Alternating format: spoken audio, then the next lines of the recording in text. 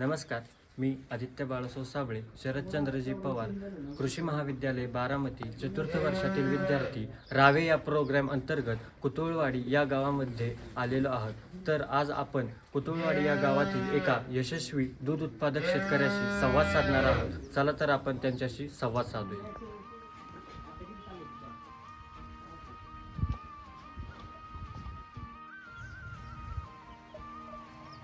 नमस्कार. नमस्ते. प्रथमतः आपण आपला परिचय आम्हाला द्यावा. माझे नाव अक्षय अप्पा सुकुतवळ, राहणार कुतुळवाडी, तालुका बारामती, जिल्हा पुणे.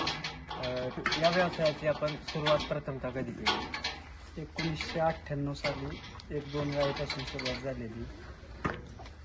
तर साधारणतः आपल्या आत्ता 2025 मध्ये या गोट्यावरती किती गाय आहे? आत्ता लहान मोठे 30 जनावरे आहेत. आता आम्हाला तुम्ही आज सांगा, हा व्यवसाय करण्याची कल्पना तुम्हाला कशी आली? हा व्यवसाय आपला पिढी जातच, पण 1-2-3 वर्षापूर्वी शेतीला पूरक धंदा आणि शेतीला शेणखत प्लस आपलं अर्थकारण थोडं मजबूत राहील ह्या हिशोबाने थोडं मोठं रूप धारण करून ह्या व्यवसायाची सुरुवात केली. तर आपलं रोजचं दूध उत्पादन किती आहे आता? आता 120 ते 130 लिटर रोजचं संकलन आहे. आणि त्या दुधाला दर किती भेटतो आपल्याला? 37 ते 38 रुपये. आणि ते दूध आपण कुठे घेतो? आपल्याच नावाने हेरिटेजची डेअरी आहे, त्या डेअरीला आपण दूध संकलन करतो. आज आपण एवढा मोठा गोठा उभारलाय, ते उभारताना तुम्हाला काय काय अडचणी आल्या? सगळ्यात महत्त्वाची आर्थिक अडचण, दुसरा काय विषय नाही की स्ट्रक्चरला भरपूर पैसे गेले, त्याची अरेंजमेंट करणे, गायींची खरेदी करणे आणि थोडा आजार वगैरे राहतात, तर ते इतके पण हे नाहीत की आपण व्यवस्थित हँडल नाही करू शकत. काळजी दिली तर त्या गोष्टींचं पण नुकसान नाही होत. तर सध्या आपल्या गोट्यावर किती मजूर आहेत? गोठ्यावरती मजूर, चारा आणण्यासाठी मजूर आहे आणि गोठ्याच्या आतील काम संपूर्ण आम्ही घरगुतीच करतो. तर मग या सर्वात तुमचा किती वेळ जातो? 2 व्यक्तींचा सकाळी 1.5 तास, संध्याकाळी 1.5 तास, ह्याच्या व्यतिरिक्त नाही जात वेळ जास्त. दुधाचे उत्पादन वाढवण्यासाठी तुम्ही आता काय काय करता? जर गुरांना पौष्टिक असा चारा त्यांना देणे, पशुखाद्य व्यवस्थित देणे, नवीन नवीन टेक्निक वापरतो. हायड्रोपोनिक्सचं पण चालू आहे नाही का, ॲझोलची पण निर्मिती करायची आहे. असे वेगवेगळे बदल करत जरा त्यांना पौष्टिक चारा दिला की आपोआप उत्पादन वाढणार. वेगवेगळे ब्रीड निर्माण करून त्यातून पण उच्च वंशावळीच्या कालवडी की ज्या जास्त प्रमाणात दूध देतील त्याची निर्मिती करणे, या गोष्टींवर काम चालू आहे. तर हा संपूर्ण गोठा उभारण्यासाठी आपल्याला किती खर्च आला? 8 ते 10 लाख करता संपूर्ण स्ट्रक्चर उभारण्यासाठी 8 ते 10 लाख रुपये खर्च. हो.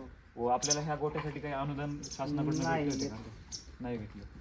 आणि ह्या गोठ्यावर काम करताना तुम्हाला काय म्हणजे काय म्हणतात त्याला, वगैरे रोगराई असते जनावरांना, तर त्याची काय तुम्हाला अडचण आली आहे का आजपर्यंत? थोडे क्रिटिकल हे आजार आहेत किंवा लंपी, त्याच्यावरती प्रतिबंधात्मक लसी आहेत त्या टोचतो आणि मास्टरची काळजी घेतो.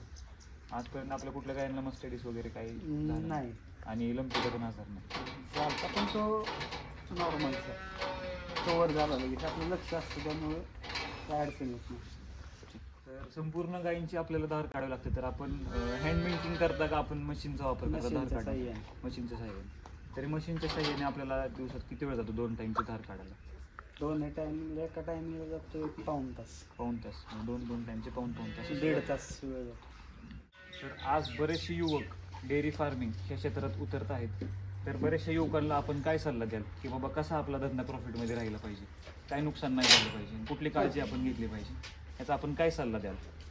व्यवसाय खूप चांगला आहे, फक्त लक्ष देऊन केला पाहिजे. आजारांचं निदान झालं पाहिजे वेळच्या वेळेला. तुमचं चारा गुणवत्तापूर्ण सातत्याने गेला पाहिजे आणि संयम पाहिजे धंदा. महत्त्वाचा विषय हा की संयम पाहिजे आणि प्रॉफिटेबल आहे. असं नाही की गाई पालन म्हणजे लोक हे धरतात खालच्या लेवलचा धंदा, हा, बरोबर. पण असं काही नाही. हा चांगला धंदा आहे, फक्त त्याचा दृष्टिकोन बदलला पाहिजे लोकांनी. लोकांचा दृष्टिकोन असा की हा खालच्या ह्याचा धंदा आहे. हो, असं काही नाही, व्यवस्थित धंदा आहे, फक्त मन लावून आणि संयमाने केला पाहिजे. कारण की दराची अनिश्चितता असते, पण अनिश्चितता असले तरी आपण आज 100 लिटर दूध घातलं तरी ह्याचे एवढे पैसे होणारे ते आपल्याला दिसत असतात. ही अनिश्चितता नाही, फक्त दर खालीवर होत्यात, त्याच्यामुळं प्रॉफिटचं गणित थोडं प्लस मायनस राहतं. म्हणजे 1500 इकडं तिकडं, पण व्यवस्थित आहे. रोजची रोज तुम्हाला माहिती असतं की ह्यातनं इतके मिळणार आहेत, त्याच्यामुळं तुम्हाला ते नोकरीपेक्षा पण हा धंदा कधी पण चांगला आहे.